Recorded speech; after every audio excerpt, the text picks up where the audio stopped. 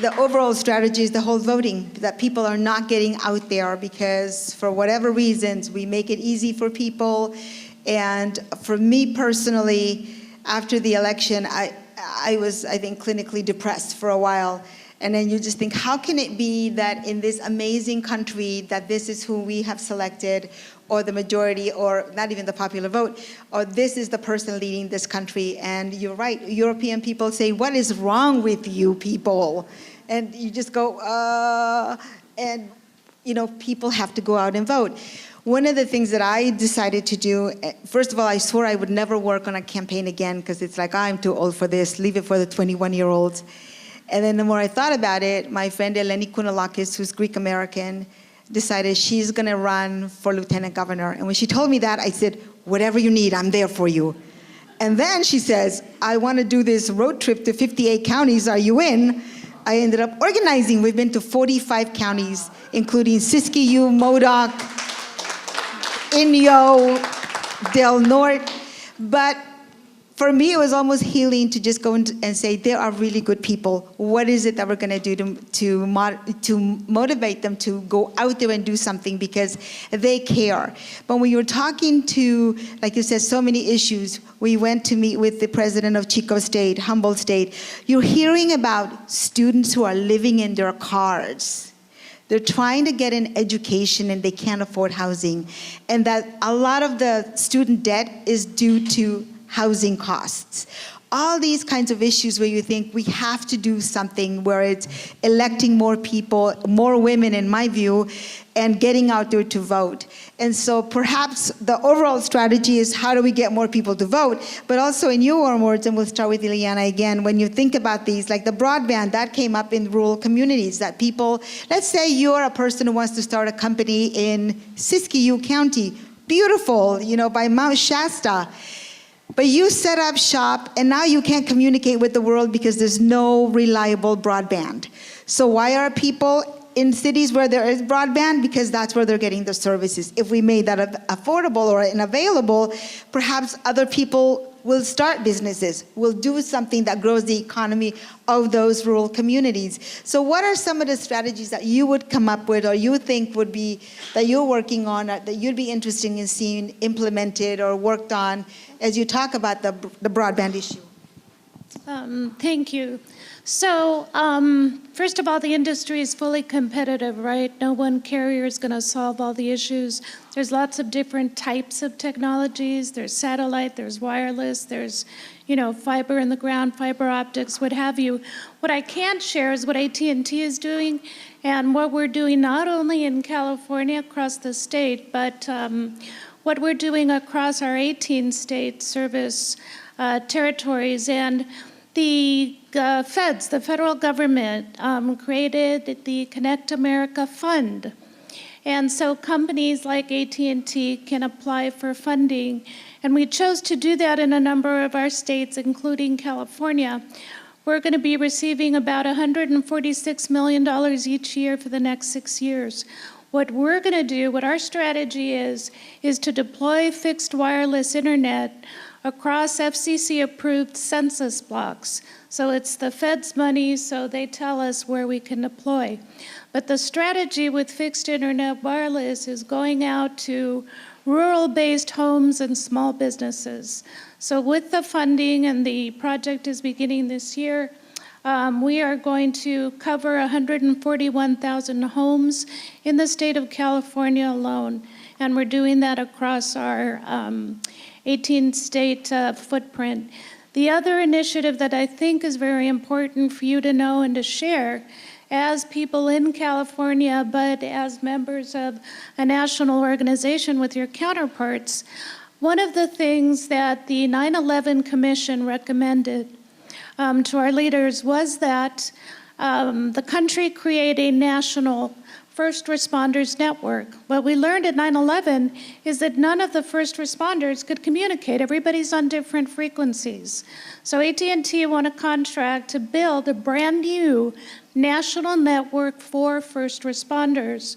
In the month of July, Governor Brown had a series of meetings with stakeholder input meetings with first responders and in tribal lands to find out from stakeholders what is needed as far as a communications network. And that kind of work is happening across the country. States have the right to opt in to the FirstNet network or to opt out. If they opt out, then whatever network they build needs to be fully functional with FirstNet.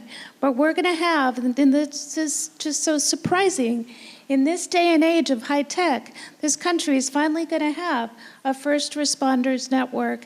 And that's a project, billions of dollars, 10 to 25-year project. So those are two things. You'll have to excuse me because since I work for the mayor, I'm very San Francisco focused and very provincial in my thinking. But there's a couple issues here you may have noticed that we need help on, the city does, and one is homelessness. San Francisco has become a regional hub for homelessness. The East Bay has backed off on their homeless programs. San Mateo County have backed off on their homeless programs. So what we see is people, and I don't blame them, coming to San Francisco because we have very rich resources for homeless people. This year we're going to spend in the city's budget more than $300 million on the homeless situation in round numbers, give or take a few million. But if you look at what Gavin Newsom did years ago, he formed what's called Care Not Cash to build housing for homeless people. We now house a little over 11,000 formerly homeless people in the city of San Francisco, and the city pays for it every year.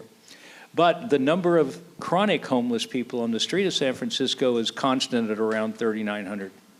So for the last 8 or 9 years, we've had 3,900 people on the street, and over that period of time, we've housed 11,000 homeless people, formerly homeless. So again, it shows that this is a regional problem. This is not just a San Francisco problem. So we as leaders in this community need to communicate with the communities that surround us and say, you know, we've done this and we have models. And if we do it together, it's not going to be so expensive for any one area. And obviously that's a hard sell because they're saying, here's a bus ticket. You know, San Francisco will take care of you. But we need to focus on that because one, we can't abandon these people. We just can't abandon them. Number two is we have to have help because we cannot be, ever since Ronald Reagan in the 80s suspended mental health care statewide in San Francisco, we can't be the only facility in Northern California that deals with homeless people. And also we've become, and Mayor Lee likes to talk about this a lot, sanctuary city. But we're a sanctuary city not just for immigrants and undocumented. We're a sanctuary city for homeless. We've become a sanctuary city for LGBT people because trans people, for instance, around the country are being so discriminated against, particularly in the Southeast and other states, that their parents are sending them here with a bus ticket to go to San Francisco. I love you, but I'm afraid for your life here. Go to San Francisco, they'll take care of you. I mean, these are real things that are going on today in your own city. And we need to participate. We as women need to participate in these issues, and I agree. We need to have more women sitting on the Board of Supervisors. We need to have more women chairing commissions. We need to have more women in executive positions in the city. We need to do that. We need to advocate for that, and we need to make that happen. That's something I think we can do with the reach of the people in this organization. Thank you.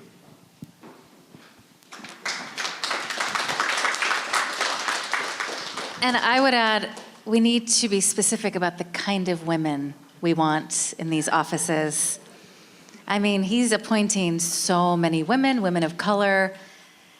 I just think that's really important. I wanted to mention a book that everyone should get or look up. It's called Democracy in Chains by Nancy MacLean. And she writes about how the Koch brothers were looking for some kind of economist to fund someone with a worldview that they agreed with. And they found an economist, and his name escapes me right now, but I think it's important to understand what the end game is here.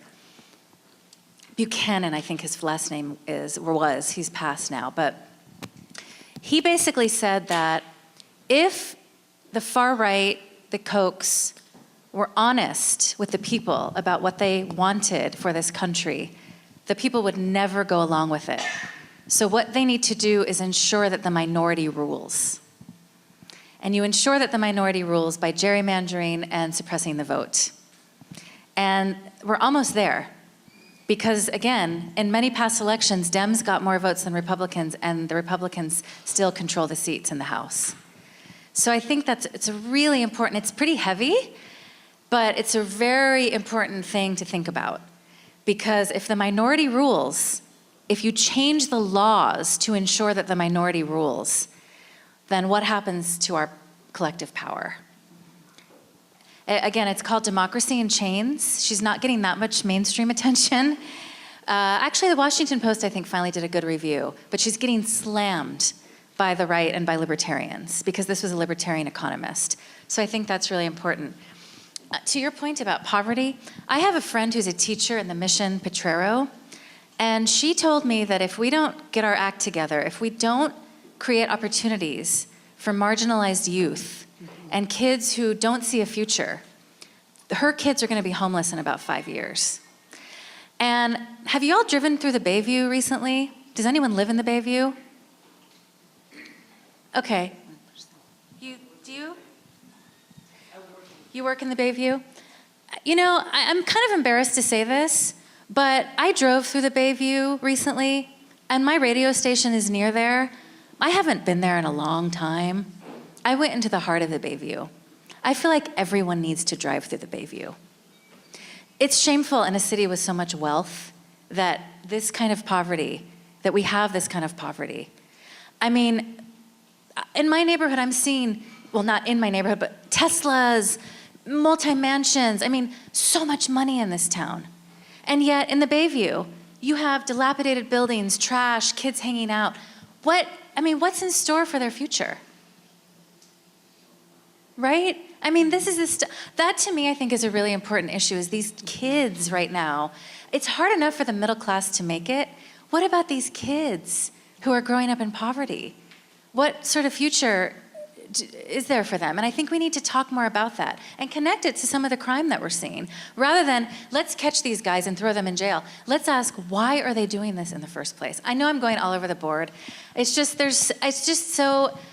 shocking to see what we're doing, to see what we're facing right now, especially in a state like California with so much money and a city like San Francisco with so much money. Certainly a lot of food for thought, and I was just given a 5-minute warning by Helenia. So in the time that we have remaining, and what we're going to do after this is that in each table, we're going to continue this conversation. So whether it's just the issue of homelessness, transgender youth, opportunities, education, voting, getting more people elected to public office, think about those issues. And I'm going to ask our panelists to maybe in one sentence, to how can this audience be of assistance? And we'll start with Rose. Of assistance? Or what can we do? What can we do? Like, what do you think we need to do? If there's one thing we can do today or in the next few weeks, or all of us, our collective we. Not just me, Teresa, Rose, and Ileana, but you people out there. What are you going to do? I think it's also, the thing is that we don't just say, oh my God, what a terrible problem. I hope someone solves it. It's like, what terrible problems? What are we going to do in our communities? Whether it's, I'm going to go out and vote.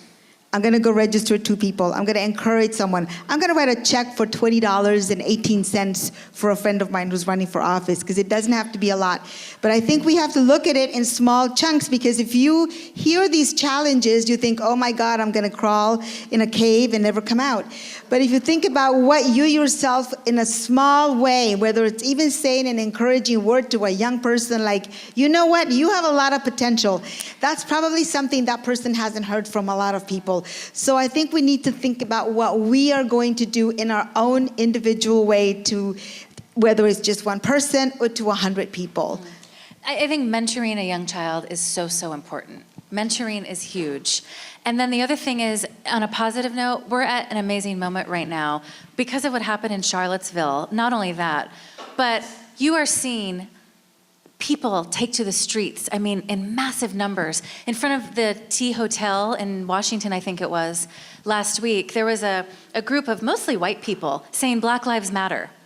And what got me was this older white couple who looked like they were at the theater, and they saw this event and they joined and they said, "No KKK, no fascist USA." So I think that's very promising. And one more story just quickly. I was reading about the 2 Black women who were in the van that got hit in Charlottesville. Amazing story. They were not at the action. They said that they don't take part in any actions. They were driving home. And the fact that they saw a majority white crowd saying Black Lives Matter made them stop their van and start to take photos. They said something that I hadn't thought about. If that van hadn't been there, that guy could have killed so many more people. He hit their van. And these 2 women I get chills. They say that because so many white people were standing up for them, they are now going to get involved in the movement. So it's just, there's so many things moving right now. And I think this moment, and we're gonna do a show about this on Monday. How do we capitalize on this? That's the question. And I think about Huey Newton at the Black Panthers. One of his main ideas was to bring rednecks with blacks. Poor rednecks, poor blacks, poor brown people, and have them work together. And the system was so threatened by that. And I think we need to get back to that place.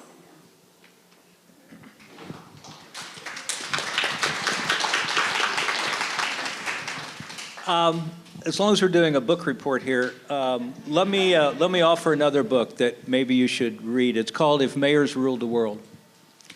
And this is a book talks about local action and local communities. And the mayor of San Francisco in summer of last year in the U.S. Conference of Mayors formed a group called Mayors Against Discrimination, MAD, M-A-D. And MAD was formed, and immediately 26 cities from across the United States joined, 26. And that was within like the first month. And so they're there to fight against discrimination within their local jurisdictions. What we found is it's easier to fight discrimination locally than it is at a statewide or nationally because they're different issues. They're on the street issues. They're issues people can see. And so consequently, he formed that.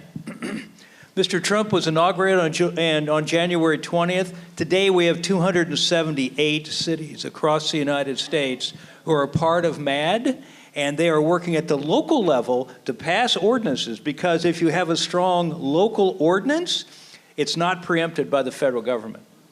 And so you can pass local ordinances in local cities, in local communities, in local villages that will protect your citizens. You don't necessarily have to rely on the federal government. So that's something you might think about. And if you start contacting people in your networks outside of San Francisco, talk about this. It's something that can really, really spark imagination and really create a movement. Thank you. Oh man, that's not fair. I'd like to talk for 30 minutes. So I would say, as far as what you could do, I'd say this organization is already doing it, at least as far as it relates to increasing communications access. I want to thank the Women's Intercultural Network for their support of Senate Bill 649, which is a piece of legislation that's moving through the California legislature, similar pieces of legislation across the country to bring small cells to communities faster. Today, municipalities can take up to 2 years to approve a small cell. Small cell is what's going to bring the next wave of communications technology, 5G, to communicate to communities across the country. It is a urban-suburban strategy. I talked about fixed wireless being a rural strategy. The small cells are tiny little cells that attach to telephone poles, side of buildings, or to the big macro cells. And that is going to bring the next wave. What city doesn't want the next wave of communications? Because it fosters jobs, it attracts business, it helps education, it helps all of our communities. So I want to thank this organization for supporting the legislation in California. It did go into suspense. We hope it pops out on the 1st and that California will be able to deploy faster. A big hand to all our panelists. Rose, Teresa, and Ileana for those thought-provoking. Let's continue the conversation.